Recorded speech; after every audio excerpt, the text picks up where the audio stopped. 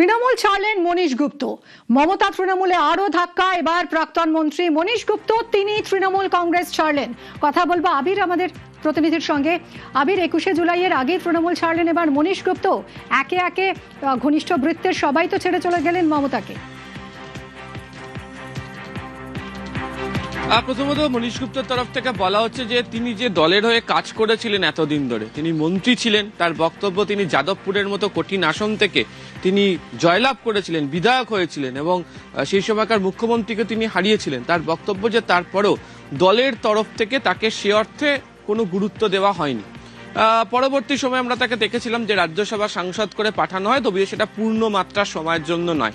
মিঠুন চক্রবর্তী তিনি যখন সরে যান, সেই বাকি থাকা যে সময়, সেই সময়ের জন্য তাকে পাঠানো হয়েছিল।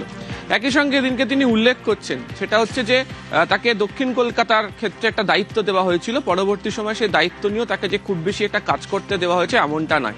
তার বক্তব্য হচ্ছে যেহেতু দলই চাইছে না তার সঙ্গে কোনো ধরনের সংযোগ বজায় রাখতে, ফলে তিনি মনে করছেন যে দলের সঙ্গে আর কোনো সংযোগ রাখার প্রয়োজন নেই, ফলে তিনি দলের সঙ্গে দূরত্ব বজায় রেখে ফেলেছেন। আগামীকাল তার বক্তব্য যে দলের কাছে তার তরফ থেকে তৃণমূল কংগ্রেসের কাছে চিঠি পাঠিয়ে দেওয়া হবে এবং জানিয়ে দেওয়া হবে যে তিনি আর তৃণমূল কংগ্রেসের সঙ্গে নেই, অর্থাৎ তৃণমূল কংগ্রেসের সঙ্গ তিনি সম্পূর্ণভাবে ত্যাগ করলেন।